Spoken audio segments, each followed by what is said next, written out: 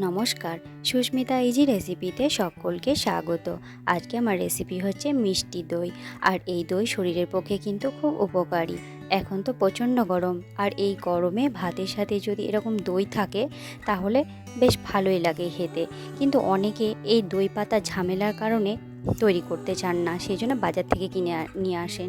কিন্তু আমি বলবো, আমি যেভাবে বানিয়েছি আপনারাও যদি সেইভাবে দই পাতেন তাহলে কিন্তু আর বাজার থেকে কিনে আনা দরকার পড়বে না। খুব সহজেই কিন্তু এই দই তৈরি করা যায়। দেখুন আমার দইগুলো কি সুন্দর হয়েছে, একদম দোকানের মতন, উল্টে দিলেও কিন্তু পড়ছে না। তো এই প্লাস্টিক বাটিতে তো খুবই তাড়াতাড়ি হয়ে যায়, মাটির বাটিতে একটু সময় লাগে। তো দেখুন আমি চামচে করে তুলে দেখাচ্ছি কি সুন্দর হয়েছে, একদম দোকানের মতন। আর আমি আপনাদের দেখানোর জন্য আমি ভাঁড়ের মধ্যে অল্প একটু দইয়ের মিশ্রণ ছিল, সেটা আমি দিয়ে দিয়েছি। দেখুন ভাঁড়েও কিন্তু খুব সুন্দর জমেছে। চামচে তুলে দেখাচ্ছি কি সুন্দর।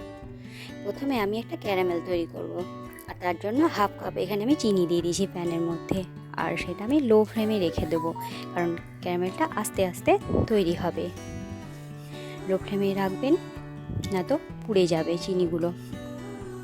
তো দেখুন আমি ভালো করে নাড়তে থাকলাম, অনেকটা লাল হয়ে গিয়েছে, আমার ক্যারামেল তৈরি হয়ে গিয়েছে। এই অবস্থায় আমি এবার আমার যে দুধ ছিল 500 মতন দুধ, সেই দুধটা এই কড়াইয়ের মধ্যে অল্প অল্প করে দিয়ে দেব। প্রথমে অল্প দেব, আর লো ফ্লেমেই রাখবো। তারপর সবটা ঢেলে দেব। তারপর আমি ভালো করে আস্তে আস্তে নাড়তে থাকবো, যাতে ক্যারামেলটা দুধের সাথে বেশ ভালোভাবে মিশে যায়।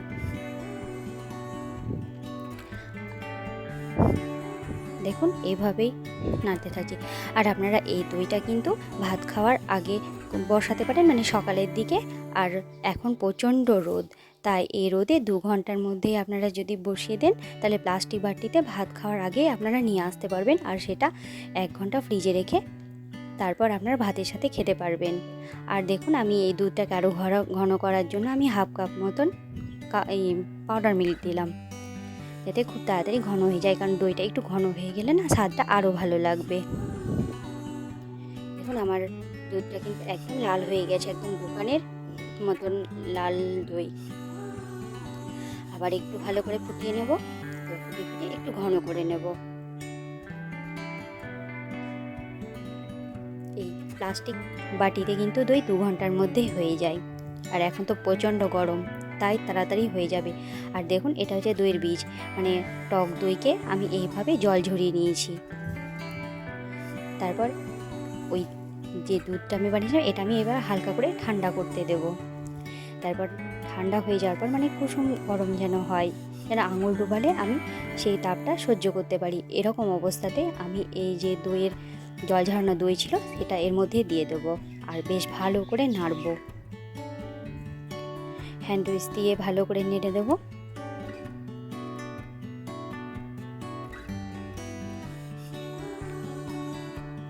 দেখুন যাতে একটু ফেনা ফেনাও হয়, তাহলে কিন্তু দইটা বেশ ভালো হবে। বেশ ভালো করে আমি কিন্তু হ্যান্ড উইচ দিয়ে নেড়ে নিলাম। তারপর এবার আমি প্রথমে মাটির ভাঁড়ে দেব, আর আমি প্লাস্টিক বাটিতে 3টে দেবো। দুটোই আমি করে দেখাবো, আপনাদের কীরকম হয়েছে সেটা আপনারা কমেন্ট করে জানাবেন। তবে প্লাস্টিক বাটিতে খুব তাড়াতাড়ি হয়ে যায়, রোদে বসালে কোনো গ্যাসে বসানোর কোনো ঝামেলা নেই, শুধু রোদে রাখলেই হয়ে যাবে। দেখুন আমি কিছুটা পরিমাণ হাঁড়ির মধ্যে দিলাম, আমি সবটা হাঁড়ি ভরে দিলাম না, যেহেতু আমি প্লাস্টিক বাটিতেও দেখাবো সেই কারণে কিছুটা পরিমাণ হাঁড়ির মধ্যে দিলাম। দুটোতে কিভাবে জমে সেটা দেখানোর জন্য আমি দুটো জিনিস ব্যবহার করেছি।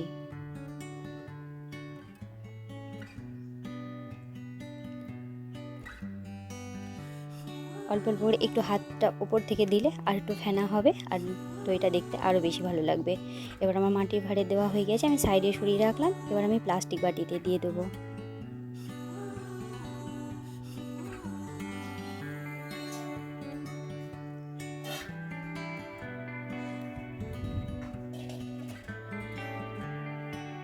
প্লাস্টিক বাটিতে 3টে বাটিতে আমার দই দেওয়া হয়ে গেল মিশ্রণটা।